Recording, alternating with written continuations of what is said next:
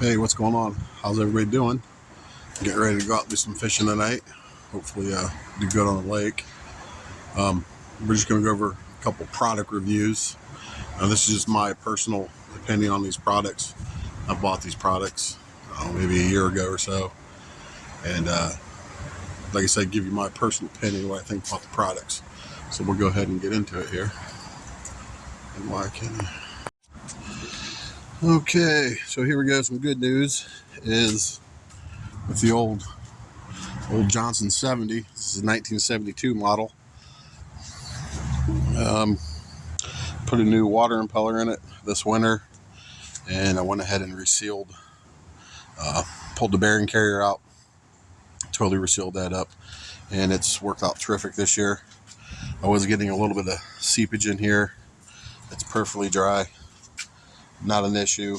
Changed it, I think the first time since the spring last weekend, so I'm really pleased with that. And as well with the 77 110 Merc, pretty much did the same thing with this one. Put a water impeller in it, and it was doing the same thing. It was getting some seepage out of right here, so we, once again pulled the bearing carrier, resealed everything up, put it all back together, and she's been working great since then. But what I did buy off the Jungle website there, I was looking for somehow to steer this thing, without having to use the tiller handle all the time. So this steering link here, it doesn't come out of the box ready to go. I think I basically had to trim it down here. I use the Sawzall, I do believe, to get the right length. It is adjustable. It basically just hooks to your existing steering rod. And then for this one here, it had an adapter here, so I just drilled a small hole, the bolt on the inside, and it just snaps on with that right there. So far, so good with that product. It's called an Atwood Outboard kicker motor steering kit. Part number is 11663-7. I just checked right now on the website. That's going for $18.74. Like I said, it's been a great add-on for myself. Like I say, you basically I just fire it up, set the speed you want, and then you can sit down and control it at the wheel. Makes it a lot easier. Also, when I hooked this up, I had a few different things I had researched online. You can get a splitter at the tank to run the two outboards, because I could run both these outboards at the same time if I wanted to.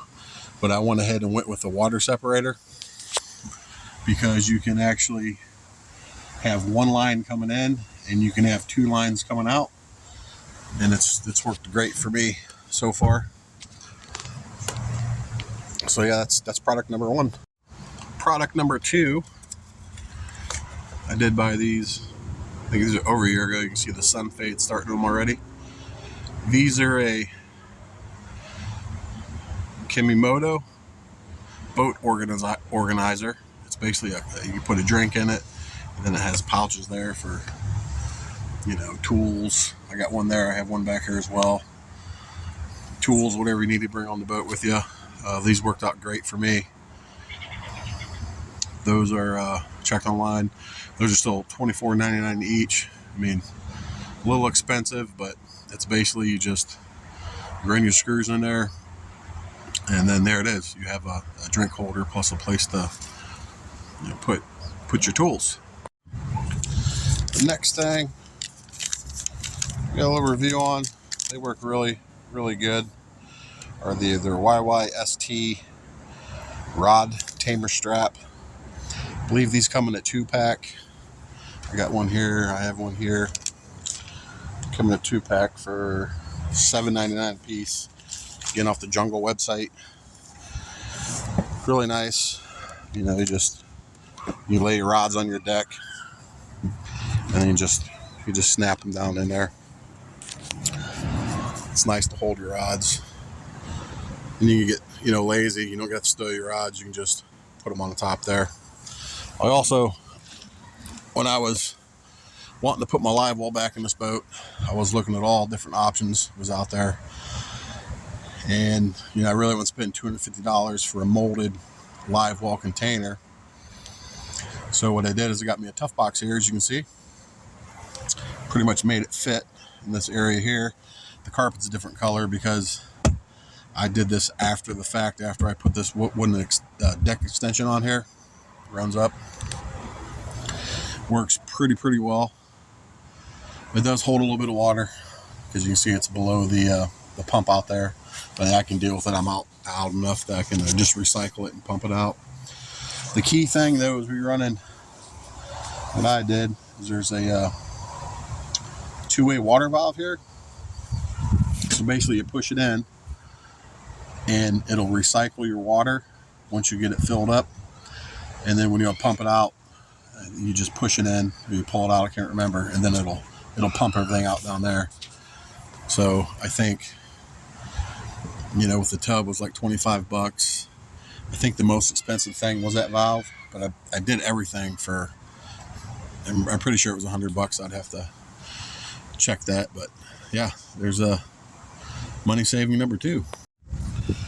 Now here's the last couple things. I have the, you know, again, my experience with using them so far. I bought this iBobber scale, once again off the Jungle website there. You know, so far it seems that, you know, it works when you turn it on, turn it off, it weighs your fish good. But this right here, this thing sucks. I've used it a few times and the fish jiggle, it pops right out of their mouth. You can see the gap. It's not even, the spring's not even holding it tight. So this part of it, not so good. It does have a hook. So I think for the future, I'll just hook it with the metal hook when I zero out, but it does work. Here's the rod holders again. I'll have them on this side as well. Love those. This is a battery charger. I've been using it all year now. Got a real early spring through the Hobo Freight. I got a coupon. I can't remember what I paid for it.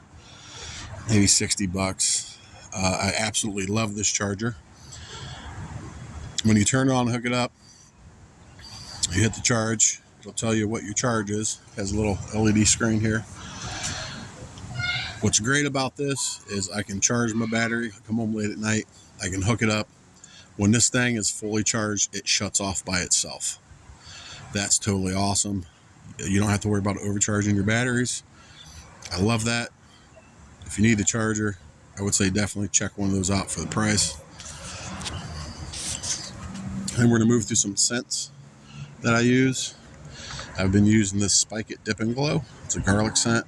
I absolutely love this stuff too. We've actually used so much of that. I'm getting low. I'm going to have to go get another bottle of it. These plugs used to be like a white shadfish color. I have this one, and I have this one. Actually dyed these plugs, and we've just been catching a lot of fish on those. No real big monsters. I did lose a big one on there, but definitely that product I do like from Spike It. This one here though, not so much. This is it's called the Crawlic Original with a twist, Dip and Glow.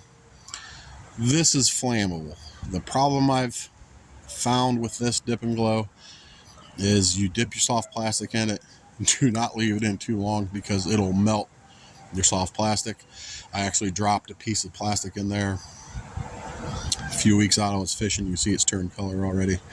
But this stuff, not so much. That stuff, I absolutely love. And it brings to this stuff. I'm sure everybody's heard about this. New Bait Fuel Fast 55 Fish Attractant. You basically shake it up. You put whatever bait you want in a soft plastic bag, and you let it marinate. I don't know if we were just the luckiest guys the first time we used this, but we caught a boatload of fish on used it on a spinner bait, and we used it on our dyed plugs right here. So I'm going to have to use this a little bit more. Like I said, it either works or we're really lucky this guy's out on the water a couple weeks ago, the first time we used it. So we're going to keep our eye on that, keep using it. Last thing, I don't know if you guys know about this or if anybody has, thought about this before, but you have your buzz baits, you have your spinner baits. They always come with this little piece of plastic here. Well, I like to cut those off because I like to run a trailer a lot of the times. And once you cut it off, you get your buzz baits, the same thing. It has that little stop there. You can cut that off, take this off, and if you save the hook protector on the end of the hook, you can actually cut this in about 4 or 5 pieces, and then you can put your whatever trailer you want on there. And like I say, after you cut this in 4 or 5 pieces, you have 4 or 5 pieces to change your trailer out. I don't know if anybody else does that, or if that's just something I thought up, but thought I'd pass that along. So don't throw away those hook protectors.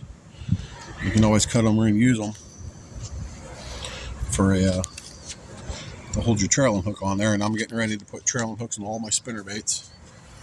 Lost a nice fish the other night, so we're gonna stop that right now.